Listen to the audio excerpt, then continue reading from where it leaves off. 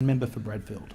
Thank you, Mr Deputy Speaker. I'm very pleased to rise to speak on the Omnibus Repeal Day Spring 2014 bill. And the measures in this bill will have a significant impact on reducing red tape across a range of portfolio areas. In the time available to me, I'd like to make 3 points. First, that unnecessary red tape is a serious problem facing our nation and our economy. Secondly, the Abbott government is determined to reduce red tape. And thirdly, that in the communications sector, for which I have some portfolio responsibility as Parliamentary Secretary to the Minister for Communications, the Minister and I have a strong focus on reducing red tape. Let's start with the general proposition that red tape is a serious problem in our economy. It is clear that the prevalence of red tape has a negative impact on productivity. If you compare how Australia performs against other nations in the world, in 2014 we ranked 124th out of 148 countries for the burden of government regulation in the World Competitiveness Index. The cost of doing business in Australia relative to other nations is too high, simply too high. The Productivity Commission, for example, estimates that regulatory compliance costs could amount to as much as 4% of Australia's GDP. That is a staggering number. And I'd like here to acknowledge the outstanding work done while the Coalition was in opposition by our Red Tape Reduction Task Force, chaired by Senator Arthur Sinodinos, with Deputy Chairs the Member for Higgins Kelly O'Dwyer and Senator David Bushby. And I'd like in particular to quote from something that Senator Sinodinos said in a speech in 2012. Unnecessary red tape is a contributing factor to Australia's productivity challenge. The Productivity Commission estimates that reducing red tape will boost national GDP by $12 billion a year. Across industry, it's believed that red tape accounts on average for 4% of business costs. The second reason, Mr Deputy Speaker, why red tape is a serious problem is its tendency to continue to grow. If government doesn't take decisive action, the unfortunate reality is that red tape tends to be ever expanding. Reporting obligations which are in place, which have been put there for all the best reasons, tend to grow and grow and grow.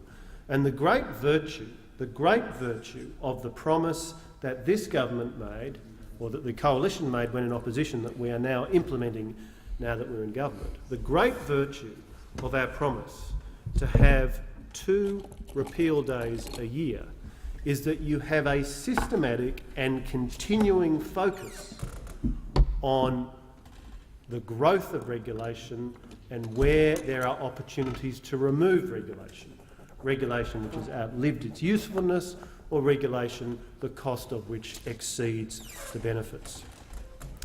The need for this action in relation to regulation, in relation to red tape, Mr Deputy Speaker, is only increased because we have the misfortune of succeeding a government in the Rudd-Gillard-Rudd government which showed an extraordinary enthusiasm for adding regulatory burden to the Australian economy.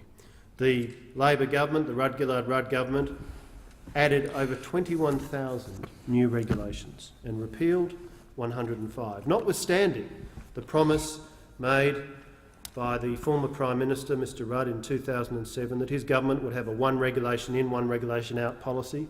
That was a promise that was never honoured.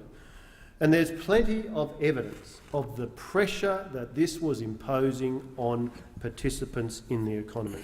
Let me refer you, for example, to the October 2012 National Red Tape Survey conducted by the Australian Chamber of Commerce and Industry. This was a survey of 870 businesses across all states and territories, which found that 73% of businesses believed that the overall regulatory compliance burden had increased in the previous 2 years, and 60% of businesses spent more than $5,000 per annum directly on costs related to regulatory requirements. And there's a long and depressing list of regulatory burdens that were in place at the time the previous government had completed its handiwork. For example, the National Childcare Law of 180 pages plus an additional 345 pages of regulations and 1,149 pages of guidelines. The reality that universities typically have regulatory compliance departments with 15 to 20 or more staff dedicated to ensuring compliance with over 100 separate state and federal acts. In Indigenous service delivery, as at the time the previous government left office, there were more than 200 Indigenous-related programs administered by 17 Commonwealth agencies. Each program had its own application form and processes. And the example in the resources sector of one particular project which required 4,000 meetings before approval was granted, and ultimately 12,000 state and 300 Commonwealth conditions were placed on that project. So under the previous government, Mr Deputy Speaker, we had a very enthusiastic set of regulators who added substantial new regulatory burdens on a continuing basis. Every day they turned up for work. And the previous Speaker, the member for Oxley, spoke about turning up for work, and there's no doubt that what the previous government saw its role as doing was increasing regulation. Indeed, the previous Manager of Government Business, the member for Grayndler, used to enjoy telling the House how many pieces of legislation had been passed, because the only metric that he seemed to think was important was how many new laws, how much additional regulatory burden had come into force. Well, on this side of the House, we take a different perspective. We want to carefully look at the laws and regulations that are in place and ask, are they still fit for purpose? Are they still delivering benefits which exceed their costs? And that brings me to the second proposition that I want to put today, the determination of the Abbott government to reduce red tape, to have a process which acts as a corrective to the institutional factors which drive red tape to increase. And the approach that we've taken has been warmly welcomed by many sectors of the community, but I want to particularly quote from somebody from the non-profit sector, the community sector, who had this to say. Tony Nicholson, the Executive Director of the Brotherhood of St Lawrence. We warmly welcome the government's red tape reduction agenda. Streamlining our reporting and compliance requirements makes a real difference as it frees up resources to be directed towards helping disadvantaged young families. And I think that's a very powerful reminder in the context of that particular organisation's mission, that time and resources which are allocated to meeting compliance requirements and reporting requirements are time and resources which are diverted from the core mission of any organisation which is subject to regulation. That is something those on the opposite side are very happy to ignore. It is something those of us on this side of the parliament are acutely conscious of. That is one reason why, in coming to government, we have set a very, very aggressive target in terms of the dollar value of the savings we want to deliver in reduction in compliance costs. And pleasingly, we are at a point so far where we've reached a net reduction of over $2 billion in compliance costs. The bill before the House today continues this work by removing some almost 1,000 pieces and some 7,200 pages of legislation and regulation, and it builds on the work of the first repeal day in March of this year, when over 10,000 pieces and 50,000 pages of legislation and regulation and over $700 million of compliance costs were removed.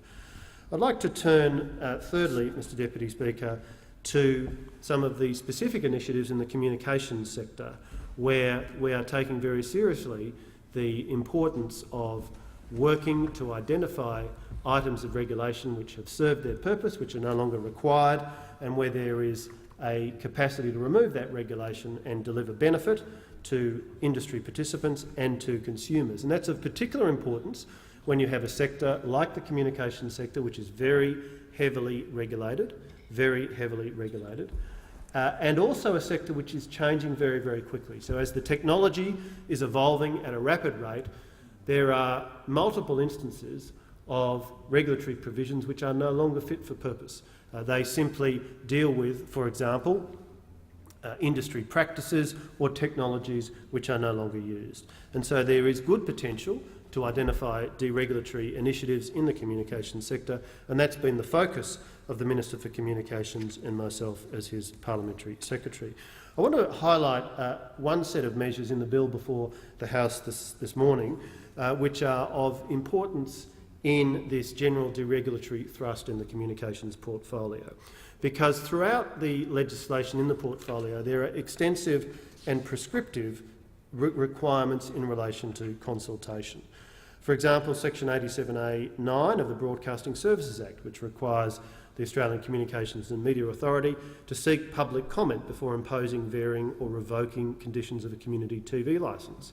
Section 126 of the Broadcasting Services Act, which requires the Australian Communications and Media Authority to seek public comment before determining, varying or revoking a program standard under Part 9 of the Act.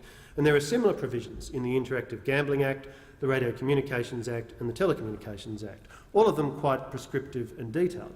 But this is the point, Mr Deputy Speaker. At the same time, there is a general regime applicable to all regulators, including the Australian Communications and Media Authority and other agencies within the communications portfolio, a general regime, Section 17 of the Legislative Instruments Act, which requires that a rulemaker, subject to limited exceptions, must be satisfied that appropriate and reasonably practicable consultation has been undertaken prior to making a legislative instrument. Now, of course, that is a good principle. That is a good principle. Of course, there ought to be reasonable and appropriate consultation before a legislative instrument is made. But when that principle is in place and has the force of law and applies as a general principle across the activities of all regulators, of all rulemakers, it really does cause you to ask the question, why do we additionally have a whole series of specific provisions which do exactly the same thing? And so one of the changes contained in the bill before the House this afternoon, this morning, Mr Deputy Speaker, is to remove a series of provisions in the communications portfolio pieces of legislation which set out specific consultation requirements on the basis that the general requirement to consult in Section 17 of the Legislative Instruments Act will remain in place. So I want to emphasise there's not going to be any reduction, any variance of the general principle of the importance of consultation, but we'll remove that duplication and there will be potentially more flexibility in the mode of consultation, provided, of course, it meets that overriding test of being appropriate and reasonably practicable consultation. So, Mr Deputy Speaker, the measures in the bill as regards the communications portfolio are important ones, and they complement other measures that we are taking as part of this second repeal day. For example, we're moving to a one-time sign-up system for the Do Not Call register. And the importance of this is that there are some 9 million telephone numbers on the Do Not Call register, and it would hitherto have been a requirement, had we not made this change, that within a fairly short period, all of those people who are on the register would have been required to renew their registration, because there was a time limit on the previous status of having your number on the register. We've removed that requirement, and that reflects the fact that millions of people have exercised a choice, they've made a conscious choice. We've removed the requirement for them to come back and have to re-register. That's going to save a lot of time and money. Another reform which reduces red tape in the communications portfolio is a relaxation of the requirements applying to so-called battery backup for the National Broadband Network. Under the previous government's approach, consumers were required to have a battery backup system installed regardless of their desire or need to have one. It was decreed by the then Minister, Senator Conroy. He knew best. All consumers needed to have a battery backup system. But of course, many consumers may not want or need this. Many have indicated that they'd be happy to rely upon their mobile phone connection for voice services in the event of a power failure. And indeed, the statistics show that only 75% of Australian adults had a fixed line in the home as at December 2013. In other words, a quarter of Australians today have made an active choice to rely on their mobile phone for voice services, including, of course, in an emergency. So our approach is very different to the centralised Conrovian compulsion which characterised the previous government. Indeed, I'm pleased to say on the question of battery backup that the fresh daylight of choice and freedom is rising and banishing the grim and leaden darkness of Conrovia. We are enabling informed choices on battery backup installations, leading to an annual saving estimated at over $20 million in compliance costs. So, Mr Deputy Speaker, the Coalition Government is seizing the opportunity to reduce the regulatory cost of business across many sectors, including the communications sector. And let's remember why we're doing it as a means to stimulate business activity, economic growth and jobs.